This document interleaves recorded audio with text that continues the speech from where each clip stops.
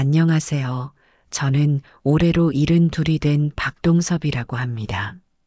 서울에서 사업을 하며 30년 넘게 부지런히 살아왔지만 그렇게 평생을 바쳐 쌓아 올린 것들이 무너지는 데는 고작 몇 달이면 충분하다는 걸 저는 늦게야 알았습니다.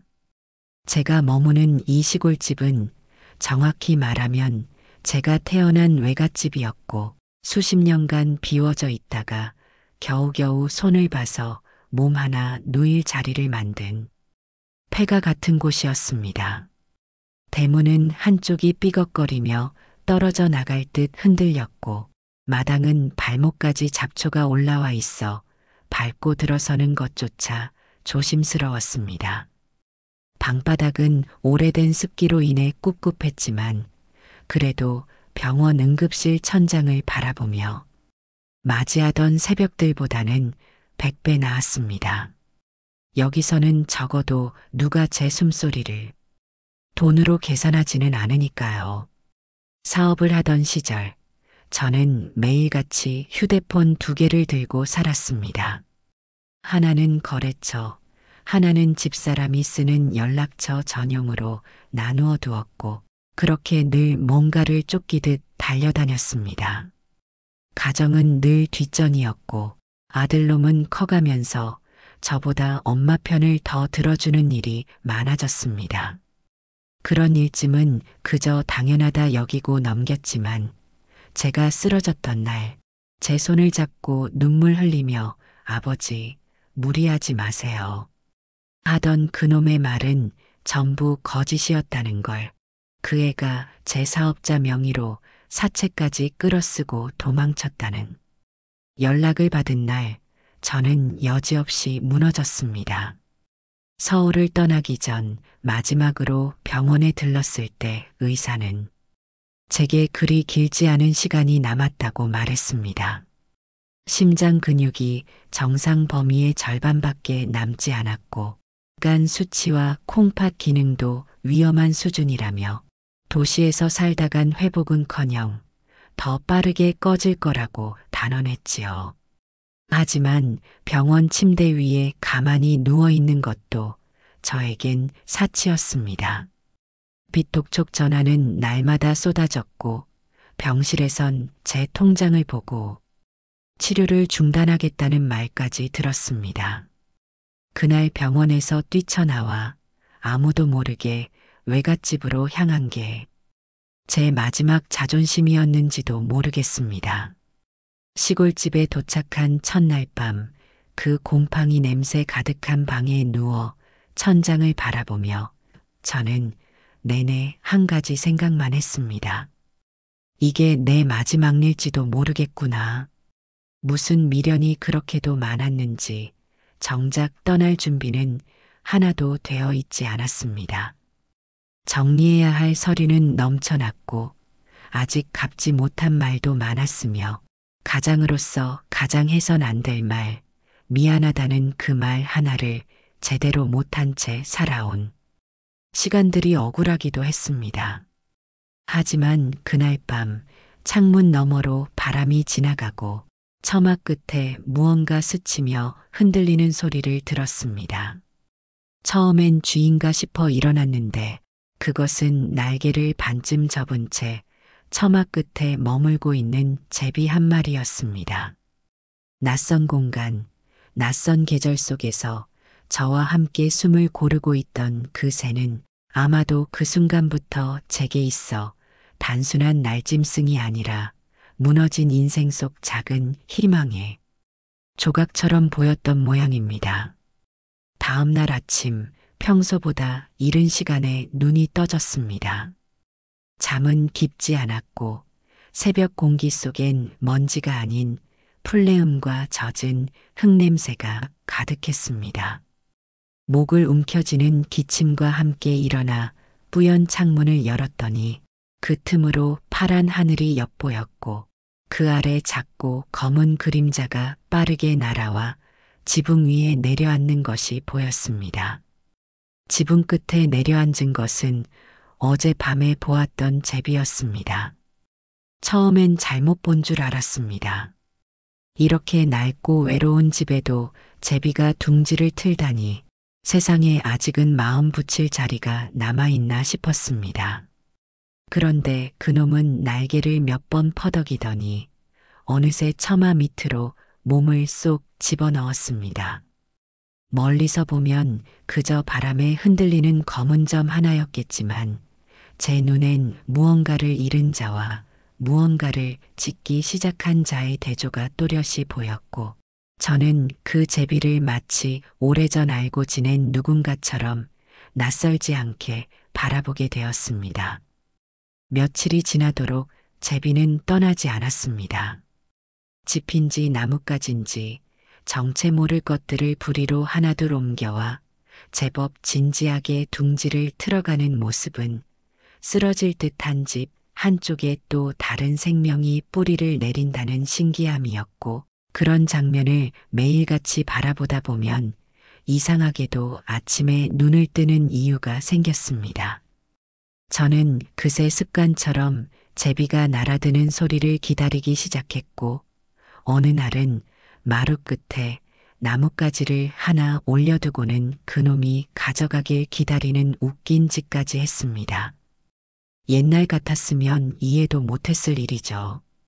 도시에서 살 땐 하늘을 올려다볼 시간도 없이 허둥지둥 바빴고 어디로 날아가는지조차 궁금해하지 않았던 새들이 지금은 하루의 시작이 되었습니다.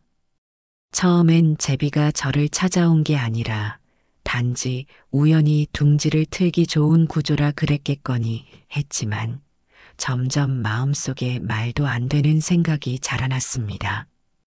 혹시 이놈들 나를 보러 온 건 아닐까?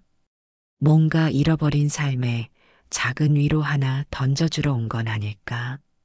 미친 생각일지 몰라도 그런 상상이 하루하루를 견디게 해주었으니까요. 그로부터 몇 주 뒤 저는 제비가 알을 품고 있다는 걸 알게 되었습니다. 어느 날부터는 제비 한 마리가 줄곧 둥지 안에만 머물렀고 또 다른 한 마리는 부지런히 벌레를 물고 날아들며 주변을 맴도는 모습을 반복했습니다. 제가 먹다 남은 밥그릇을 마당 구석에 내놓고 뒤돌아서면 어김없이 물 한 모금과 벌레 하나를 불이 가득 물고 와서는 둥지 근처에서 경계를 늦추지 않는 그 모습이 참으로 부지런하고도 애틋해 보였습니다. 가끔 저는 마루에 앉아 그 둥지를 바라보며 생각했습니다. 나도 언젠가는 저 제비들처럼 집을 다시 일으키고 무언가를 품을 수 있을까? 지금은 아무것도 없지만 저렇게 작고 가벼운 생명도 다시 태어나는 걸 보면 나 역시 전부 무너졌다고 쉽게 단정 지을 수는 없겠구나 싶은 마음이 들었습니다. 그렇게 제비는 어느새 제 하루의 일부가 되었고 집안의 정막은 아주 조금씩 하지만 분명히 변화하기 시작했습니다.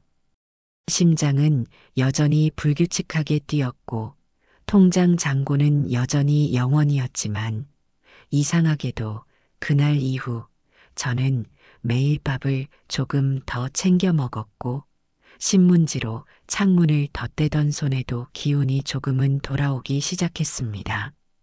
그렇게 아주 조금씩 하지만 분명히 제 안에 무언가가 다시 움직이기 시작하고 있던 어느 날.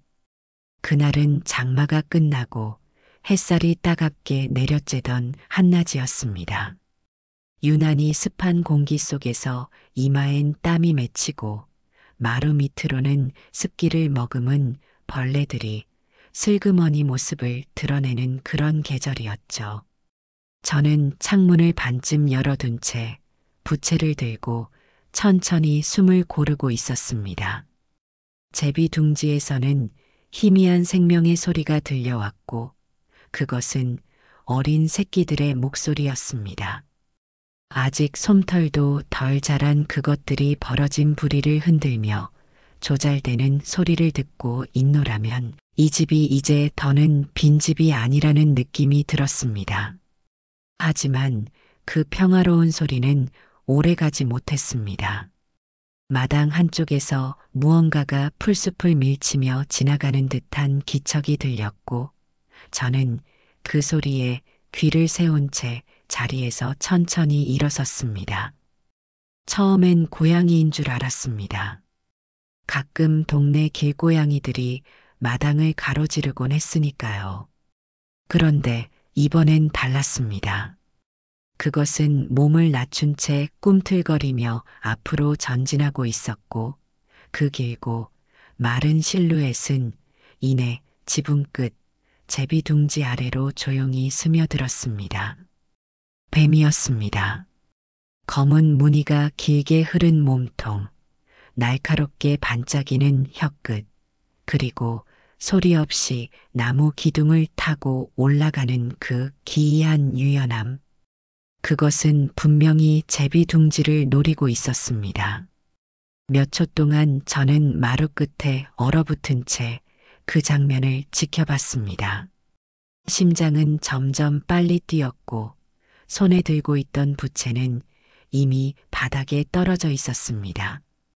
새끼 제비들은 아무것도 모른 채 여전히 짹짹거렸고 어미 제비 한 마리는 둥지 주변을 빙빙 돌며 다급한 날갯짓을 반복했습니다. 그때였습니다. 제 몸이 저도 모르게 움직이기 시작한 건 맨발로 마당을 박차고 뛰쳐나가 낡은 나무사 다리를 꺼내 들고 지붕을 향해 올라가기 시작했습니다. 땀은 눈을 타고 흘렀고 숨은 목까지 차올랐으며 다리가 후들거렸지만 그 모든 걸 잊고 사다리를 밟고 기둥을 붙잡으며 기어오르는 그 순간 제 머릿속에는 단 하나의 생각밖에 없었습니다. 이 집에서 태어난 생명을 내가 지켜야 한다. 손에 잡히는 대로 낡은 걸레자루를 들고 뱀이 있는 방향으로 힘껏 휘둘렀습니다. 처음엔 그놈도 움찔하더니 두 번, 세 번 반복되는 공격에 기세를 꺾고는 낙엽처럼 툭 떨어져 마당 한가운데로 기어 나갔습니다. 허리를 고추 세울 힘도 남아있지 않아 그대로 주저앉은 제 눈앞에서 뱀은 풀숲 속으로 스멀스멀 사라졌습니다. 그렇게 전투는 끝났지만 제 온몸은 땀과 먼지, 풀잎과 흙먼지로 뒤범벅이 되어 있었고 숨은 끊어질 듯 가빠졌습니다. 제비는 다시 둥지에 앉았고 새끼들은 다행히 무사했습니다. 그 모습을 확인한 뒤에야 저는 마루 끝에 풀썩 주저앉을 수 있었고 손끝은 떨리고 있었지만 이상하게도 마음은 잔잔했습니다. 누군가를, 아니 무언가를 지켰다는 그 감정은 참 오래도록 잊고 있던 감정이었으니까요. 그날 저녁 붉게 타오르던 노을 아래에서 둥지 위를 맴돌던 제비 한 마리가 저를 한참 바라보다 날아올랐습니다. 저는 그 시선을 외면하지 못한 채 오래도록 그 자리에 앉아 있었습니다. 그리고 그날 이후 마을 사람들의 시선이 달라지기 시작했습니다. 제비가 둥지를 틀었다며 복이 들어온다던 이웃들은 뱀이 나타나자 금세 얼굴을 바꾸며 불길하다, 당장 치워야 한다며 수군댔습니다. 제비 둥지가 있으면 뱀이 또 나타난다며 말이지요. 그럼에도 불구하고 저는 그 제비를 쫓아내지 않았습니다. 오히려 매일 아침 마루 한편에 찹쌀 한 주먹과 깨를 뿌려두며 제 나름의 환대를 이어갔습니다. 왜냐하면 제비가 살고 있는 이 집이 제가 다시 숨 쉴 수 있게 만든 유일한 공간이라는 걸 저는 누구보다 잘 알고 있었기 때문입니다. 무너진 지붕 아래에서 다시 시작된 작고 미약한 생명들이 제 삶에 단단히 박혀 있었습니다. 그리고 그것은 상상하지 못했던 다음 인연으로 이어지는 시작이었습니다. 그날 이후 며칠간은 조용했습니다. 뱀도 다시 나타나지 않았고 제비들은 다시 둥지를 중심으로 분주한 나날을 이어갔습니다. 저는 여전히 마루에 앉아 그들의 움직임을 바라보았고 허리춤까지 자란 풀밭을 비집고 들리는 곤충 소리도 이제는 귀를 거슬리지 않았습니다. 날마다 제비의 비행은 조금씩 달라졌고 어미 제비는 더 멀리까지 날아갔다가 돌아오곤 했습니다. 때론 나뭇잎을, 때론 벌레를 물고 오기도 했지만 어느 날은 이상하게 반짝이는 무언가를 입에 문 채 제비 한 마리가 날아들었습니다. 처마 밑에 가볍게 내려앉은 제비는 그 반짝이는 것을 부리에서 툭 떨구더니 별다른 눈치도 주지 않고 곧장 다시 날아가 버렸습니다. 저는 천천히 다가가 그것을 들여다보았습니다. 햇살이 비치는 방향에 따라 번쩍이며 빛나는 그것은 작고 묵직한 은빛의 반지였습니다. 아주 오래된 것 같았고 한쪽에는 바랜 금줄이 얽혀 있었습니다. 처음엔 장난감인가 했지만 그 무게와 조형의 정교함은 결코 어린아이의 물건이 아니라는 걸 직감할 수 있었습니다. 손가락에 껴보니 제 손엔 한참 작았고 안쪽에는 무엇인가 희미한 각인이 새겨져 있었습니다.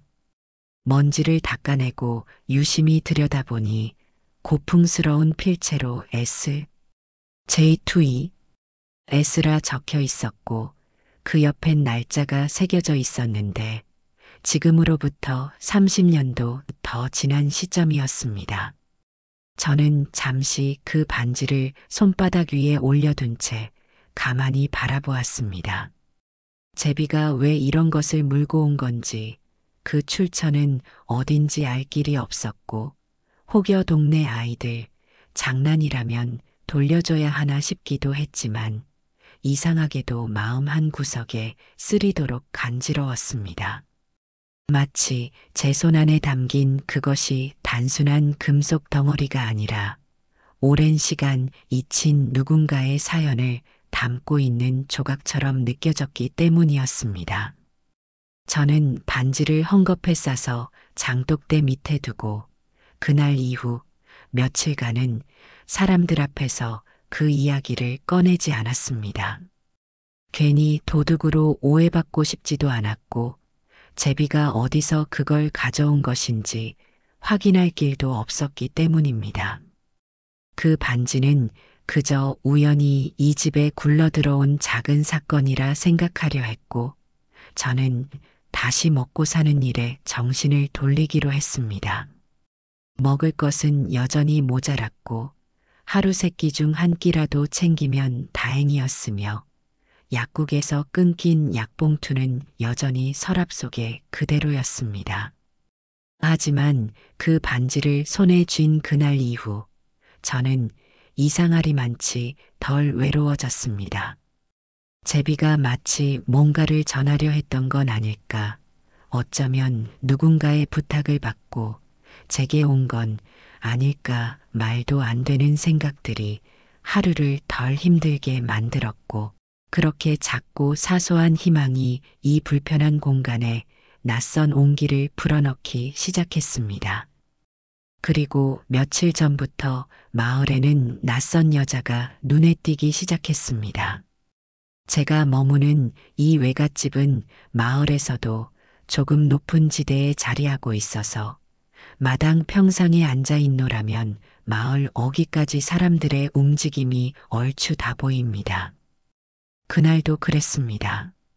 아침 해가 제법 올라올 무렵 저 아래 시멘트길 끝자락에 반들거리는 검은 차가 하나 들어서는 게 보였고 저는 처음엔 어디서 미친 듯이 먼지를 일으키며 택배라도 오는 줄 알았습니다.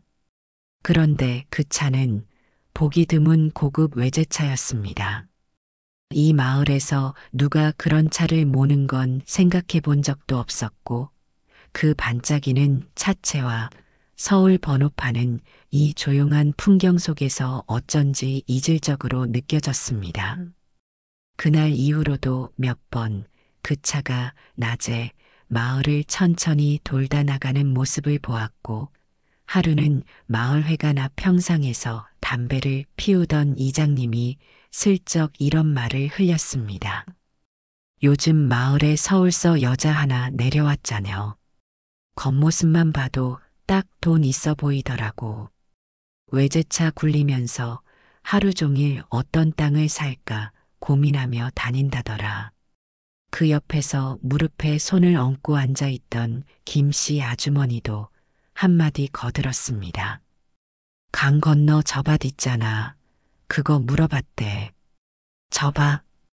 저걸 다 살까? 뭐, 그냥 투자로 보는 거겠지.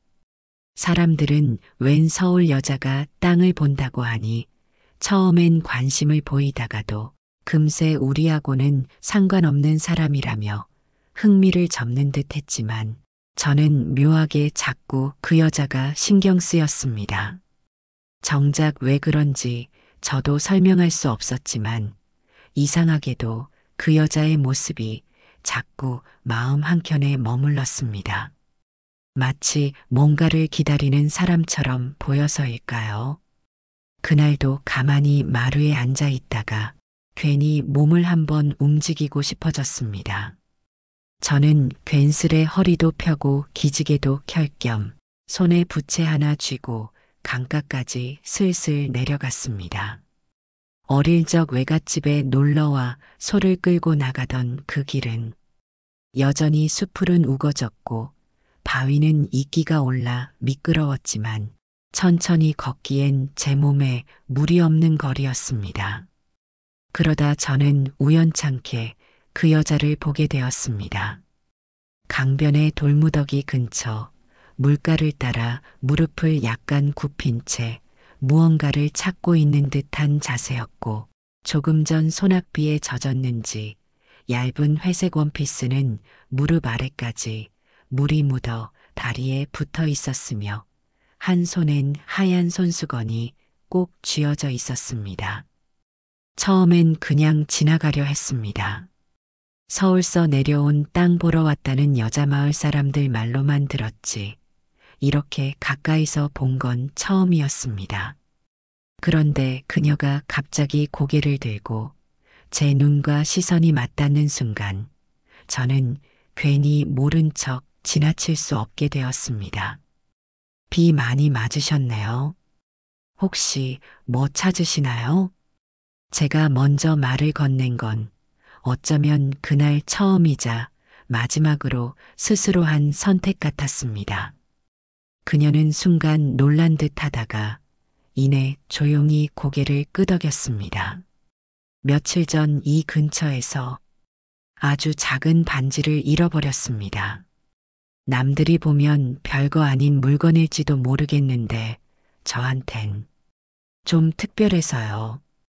그 순간 저는 귀에서 심장 박동 소리가 크게 들리는 듯 했습니다. 작은 반지라는 말, 특별하다는 그 말이 마치 누군가 제 귓가에 대고 직접 속삭이듯 또렷하게 꽂혔고 저는 그 자리에 얼어붙은 사람처럼 멍하니 서 있었습니다. 다행히 그녀는 제가 반응을 보이지 않자 제가 그냥 인근 주민이라 여겼는지 말을 더 이어가진 않았고 물가를 다시 바라보며 손수건으로 옷깃을 조심스럽게 훑었습니다. 그녀는 마지막으로 조용히 중얼이듯 말했습니다. 그 반지는 제 남편이 생전에 제 손을 잡고 직접 만들어준 거였어요. 그 말을 끝으로 그녀는 다시 고개를 숙였고 저는 그 자리에 서서 아무 말도 못하고 한참을 서 있었습니다. 손에 쥐고 있던 부채는 축축하게 젖어 바람조차 내주지 않았고 발밑에선 개울물이 조용히 흐르며 제 마음을 끌고 어딘가로 흘러가는 것만 같았습니다. 그날 집으로 돌아오는 길은 유난히 무거웠습니다. 마당 장독대 밑에 헝겊에 싸둔 그 작은 반지 하나가 이제는 단순한 우연이 아니라는 것을 저는 서서히 깨닫기 시작했습니다. 그것은 하늘이 내 손에 꼭 쥐어준 숙제 같았고, 이제는 피할 수 없는 인연처럼 느껴졌습니다. 다음 날 아침 유난히 일찍 눈이 떠졌습니다. 밤새 장독대 밑에 감춰둔 그 반지가 꿈에 몇 번이고 나타났고, 그때마다 뭔가 중요한 걸 놓친 것 같은 기분에 가슴이 답답해져 잠에서 깨곤 했습니다. 그 반지를 계속 혼자 간직하고 있는 게 점점 마음에 걸렸습니다. 서울에서 온 그 여자의 얼굴이 자꾸 떠올랐기 때문입니다. 그녀는 단지 물건 하나를 잃어버렸다고 말했지만 그 얼굴엔 아쉬움이나 안타까움이 아니라 꼭 무언가를 붙잡으려는 사람처럼 조심스럽고 간절한 기색이 담겨 있었습니다. 반지 때문이든 그 반지에 담긴 사연 때문이든 그녀가 잃어버린 건 단순한 물건만은 아니란 걸 저는 어쩐지 느낄 수 있었습니다. 저는 마루 끝에 앉아 오래된 반지를 다시 손에 쥐었습니다.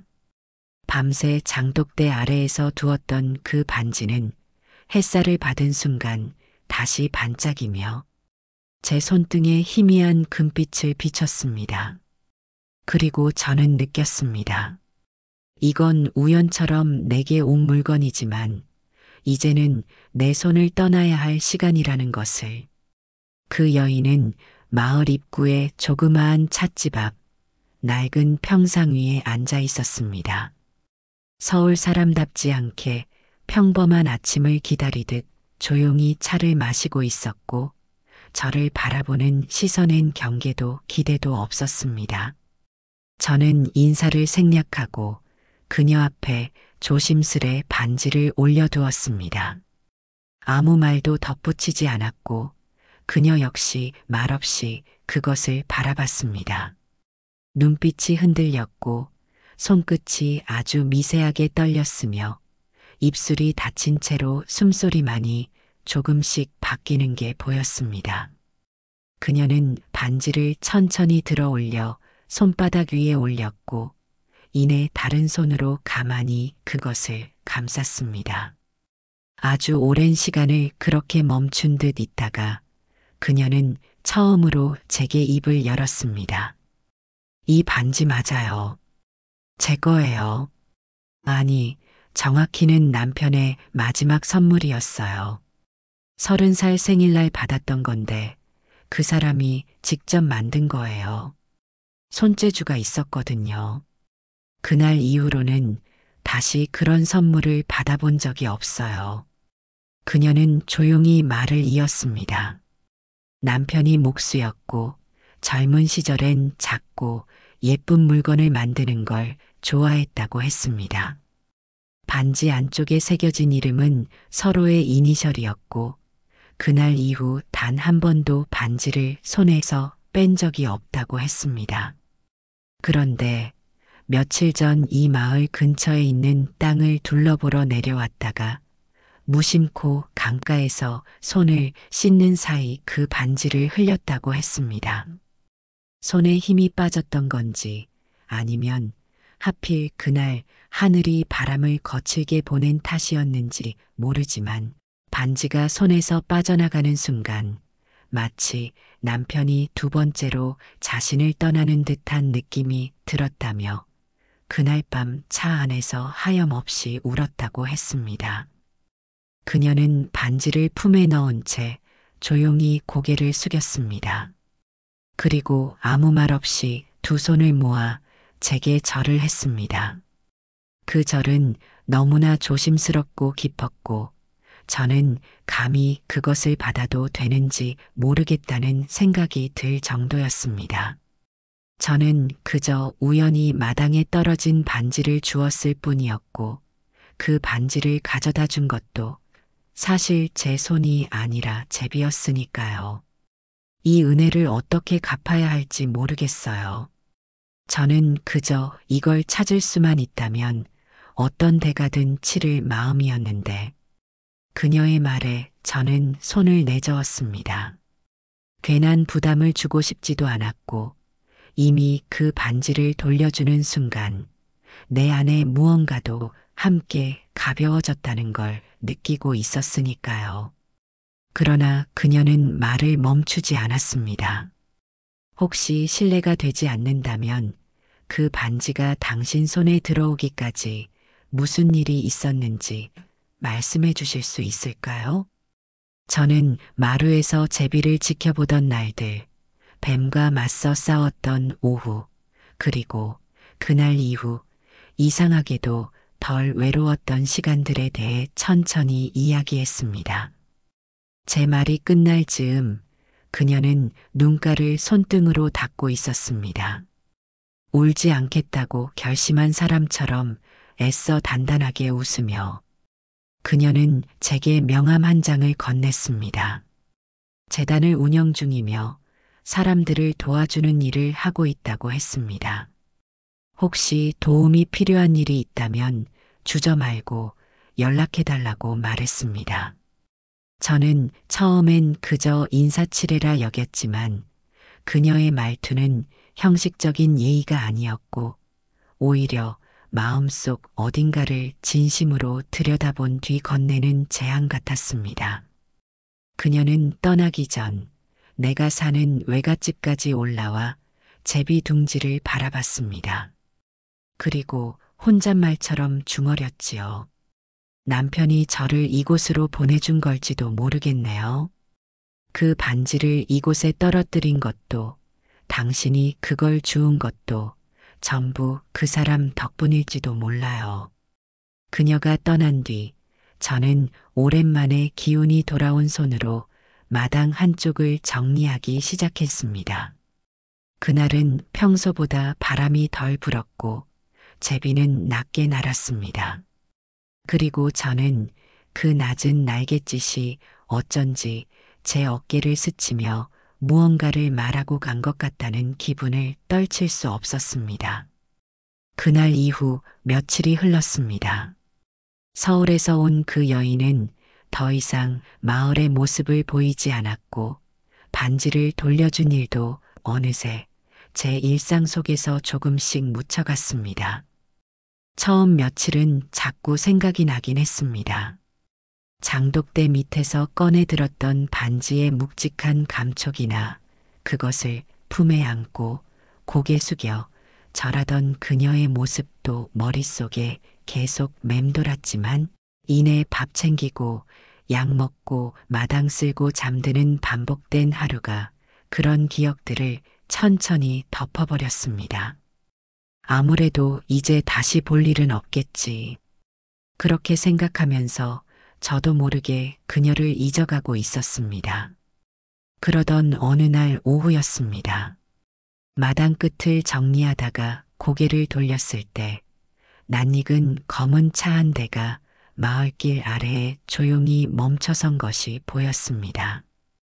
처음엔 그냥 지나가는 외지인인가 했지만 차에서 내린 사람을 보는 순간 심장이 조용히 내려앉는 듯 했습니다.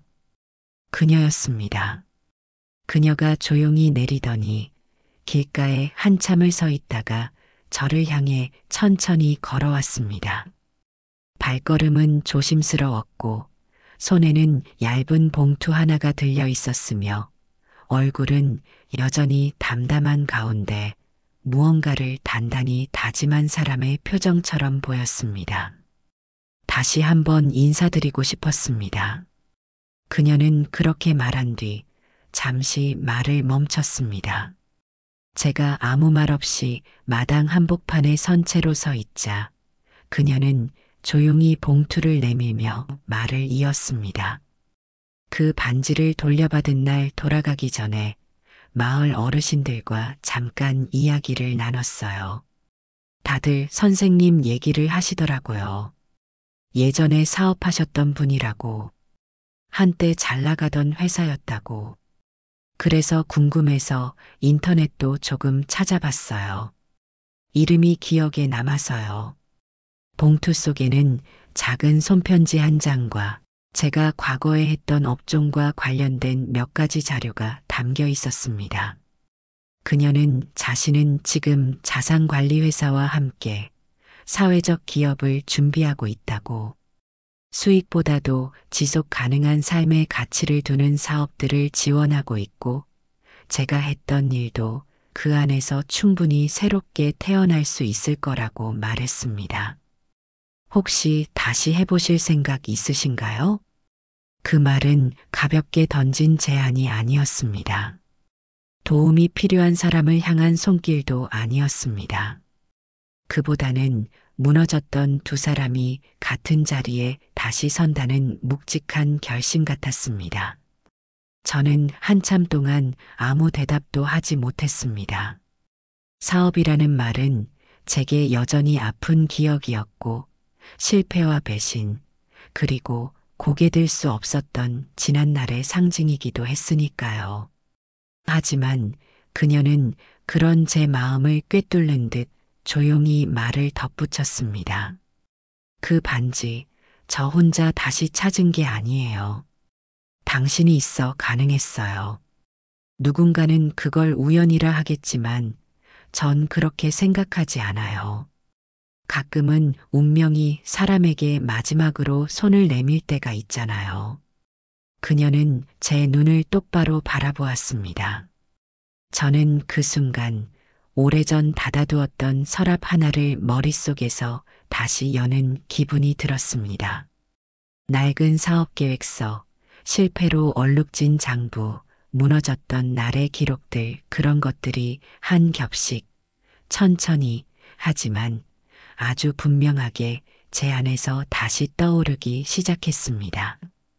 그녀는 다시 찾아오겠다고 했고, 저는 그날 밤 늦게까지 불을 켠 채 외갓집 안작은 창고방을 뒤졌습니다. 이곳으로 도망치듯 내려올 때 버리진 못하고 트렁크 한가득에 넣어왔던 서류 박스들, 지워진 줄 알았던 도면들, 손때 묻은 노트, 나를 믿고 함께했던 직원들의 명함까지, 그 모든 것이 먼지 속에 그대로 남아 있었고, 이제는 마치 나를 다시 부르고 있는 듯 했습니다. 그리고 사흘 뒤 그녀는 다시 이곳으로 내려왔습니다. 이번에는 혼자가 아니었습니다. 젊은 회계사, 노무사, 그리고 한 명의 기획자가 함께였고, 그들은 제가 정리해 놓은 자료들을 하나하나 들춰보며 조용히 메모하고 질문하고 고개를 끄덕였습니다. 그 광경은 마치 한 번 끝난 인생의 잔해 위에 다시 벽돌을 올리는 작업 같았고, 저는 그 옆에 앉아 숨죽인 채 가슴속 깊은 곳에서 무언가가 천천히 살아나는 걸 느껴야 했습니다. 그날 저녁 제비는 낮게 날았습니다. 둥지 속 새끼들은 여전히 부리를 벌린 채 어미의 날갯짓을 기다리고 있었고, 그 작은 울음소리 사이에서 저는 혼잣말을 흘리듯 중얼거렸습니다. 저 어린 새들도 저렇게 살아보려고 발버둥 치는데 나라고 다시 못 일어나란 법은 없지. 그리고 그 순간 문득 깨달았습니다. 그 반지를 제게 물어다 준 제비는 단순한 새가 아니라 무너진 제 삶 한복판으로 두 번째 봄을 데려온 존재였다는 것을. 그날 이후 제 삶은 다시 움직이기 시작했습니다. 더디고 조심스럽게, 그러나 분명히 어딘가를 향해 흘러가기 시작했지요. 서울에서 내려온 한서진 씨는 단순한 동정이나 일회성의 도움으로 제 손을 잡은 것이 아니었습니다. 그녀는 저의 과거를 낱낱이 검토하고 그 안에서 쓰러진 남자의 실패가 아니라 여전히 쓸모 있는 삶의 설계를 읽어내는 눈을 가졌고, 그것을 다시 일으켜 세울 단단한 손을 가지고 있었습니다. 그녀는 말했습니다. 신뢰를 잃은 사업자는 다시 시작할 기회조차 없다는 걸 잘 안다고. 하지만 오히려 그래서 더 단단하게 만들어야 한다고. 그래서 그녀는 제 이름을 전면에 내세우는 대신 제가 만든 기술과 노하우를 살려주는 방식으로 프로젝트를 꾸렸고 저는 그녀의 계획 안에서 다시 일하는 사람이 되어갔습니다. 처음엔 낯설었습니다. 자존심이 무너졌던 기억이 여전히 뼈마디 사이에 숨어 있었기 때문입니다. 그러나 그녀는 제게 무언가를 증명하라고 말하지 않았고 실패를 묻지 않았으며 대신 지금 이 순간 무엇이 가능한지만을 물었습니다. 한 달쯤 지나자 작은 사무실이 세워졌고 그곳에서 저는 다시 서류를 넘기고 견적을 계산하고 생산 구조를 설계하는 일을 시작했습니다. 컴퓨터 앞에 앉은 손가락이 서툴고 느려도 하루에 처리할 수 있는 양이 많지 않아도 아무도 다그치지 않았습니다. 저 스스로가 다시 손에 익히고 싶어, 다시 해보고 싶어서 천천히 따라갔습니다. 그녀는 가끔 제비 이야기를 꺼냈습니다. 그 새가 진짜 무언가 물고 왔나 봐요. 그렇게 웃으며 말하던 그녀의 표정은 지난날 모든 것을 잃고 강가에서 무릎 꿇었던 여인의 얼굴과는 전혀 다른 얼굴이었습니다. 이제는 뭔가를 되찾은 사람, 다시 누군가를 믿어보기로 한 사람의 얼굴이었고 그 모습은 제게 거울처럼 비춰졌습니다. 몸도 조금씩 회복되었습니다. 그동안 무리해서 병원조차 멀리했던 저였지만 그녀는 조용히 병원을 예약해 주었고 입원도 외래도 아닌 일장에서 할 수 있는 재활 프로그램을 소개해 주었습니다. 처음엔 그 배려조차 부담스러워 고개를 돌렸지만 하루 이틀 시간을 두고 다시 생각해 보니 이 또한 내가 누군가에게 받은 또 다른 방식의 반지라는 생각이 들었습니다. 그 반지는 손에 끼지 않았지만 마음에 걸고 살아야 할 또 하나의 선물이었습니다. 그 무렵 마을 사람들이 달라졌습니다. 복부인이 저 영감 덕분에 반지를 찾았다더라는 이야기가 동네 여기저기 퍼졌고 예전엔 마당 앞을 지날 때 눈도 마주치지 않던 이들이 몸 좀 좋아지셨어요? 라며 말을 건넸습니다. 말투엔 여전히 경계와 호기심이 섞여 있었지만 저는 그들이 내딛는 발걸음을 굳이 밀어내지 않았습니다. 어차피 인간이란 원래 가까워졌다가도 다시 멀어지고 비슷한 곳을 돌다가 결국 언젠가 한 점에서 만나는 존재라는 걸 저는 이 나이쯤 되어서야 비로소 체념이 아닌 이해로 받아들일 수 있게 되었으니까요. 마루 끝에 앉아 제비의 둥지를 올려다보던 오후, 저는 무심코 중얼거렸습니다. 내가 구해준 건 저 새들만이 아니었구나. 어쩌면 그날 가장 먼저 살아나고 싶었던 건 나였는지도 모르겠네. 제 말을 들었는지 아닌지 그 순간 어미 제비는 가벼운 날갯짓을 하며 지붕 위로 솟구쳐 올랐고 그 뒤를 따라 날기 시작한 어린 제비들의 솜털이 햇살에 부서지는 걸 보면서 저는 잠시 눈을 감았습니다.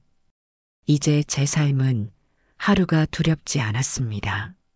아침이 오고 제비가 날고 마당에 풀 한 폭이 자라는 게 전부 새롭고 낯설고 그래서 살아있다는 게 조금쯤 감사해지는 그런 날들이었습니다. 다시 큰 돈을 벌 수 있을지는 모르겠지만 그건 더 이상 제게 중요한 문제가 아니었습니다. 저는 이제 살아있음을 매일 느낄 수 있는 날들을 소중히 여기는 법을 배워가고 있었으니까요. 그리고 그날 밤 그녀에게서 전화가 왔습니다. 선생님, 혹시 내일 시간 괜찮으세요? 서울에서 귀한 분이 한번 뵙고 싶다고 하시네요. 저는 잠시 생각하다 천천히 대답했습니다. 예, 내일 나무 그림자 짧아질 때쯤 오시라 하세요. 마루에 앉아 기다리겠습니다. 그녀가 말한 귀한 손님은 제가 상상했던 것보다 훨씬 조용하고 단정한 인물이었습니다.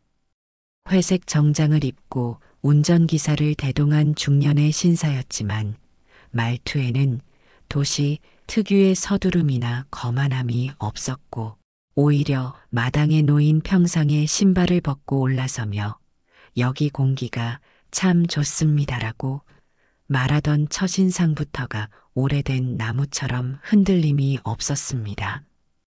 그는 제 손을 두 손으로 잡으며 말했습니다.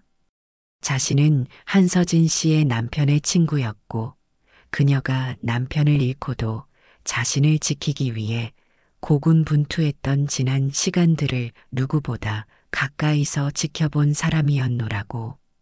그녀가 반지를 다시 찾았을 때 마치 살아있는 사람을 다시 껴안은 듯한 얼굴을 하고 있었다고 했고 그 모든 계기가 이곳, 이 집, 그리고 저였다는 사실에 감동을 받았다고 했습니다. 그는 조용히 말했습니다. 제 기술과 경험, 그리고 다시 일어선 용기를 기반으로 장인 기술 지원 프로젝트를 함께 하자고. 단지 수익만을 위한 것이 아니라 인생 후반부에 접어든 이들이 다시 이를 통해 삶을 찾을 수 있도록 지원하는 사회사업의 일환이라며 저를 중심으로 기술자들이 모여 일을 벌일 수 있는 기반을 함께 만들어 보고 싶다고 했습니다. 저는 잠시 말을 잇지 못했습니다. 평생 돈을 쫓아 달리기만 하다 결국엔 모든 걸 잃고 내려온 이곳에서 아무것도 바라지 않고 제비 둥지 하나를 지켜낸 것이 어쩌면 이렇게까지 퍼져나갈 수 있는 일일 줄은 몰랐기 때문이었습니다. 말 한마디, 행동 하나가 어떻게 바람을 타고 날아가 누군가의 마음에 꽃을 피우는지를 저는 그날 처음으로 깨달았습니다. 저는 혼자 조용히 마당에 나와 있었습니다. 쌀쌀한 봄밤 공기가 팔목을 훑고 지나갔고 어두운 하늘 아래 지붕을 올려다보다가 문득 무언가 미세하게 바뀐 걸 느꼈습니다. 처마 및 제비가 떠났던 자리보다 약간 오른쪽에 작은 그림자가 앉아 있었습니다. 가까이 다가가 살펴보니 그것은 가지와 흙, 마른 풀잎을 엮어 만든 새 둥지였고 그 위에 조용히 앉아 있는 제비 한 마리가 아무 말 없이 저를 내려다보고 있었습니다. 다른 제비가 또 둥지를 튼 것입니다. 그 순간 문득 오래전 읽었던 동화가 떠올랐습니다.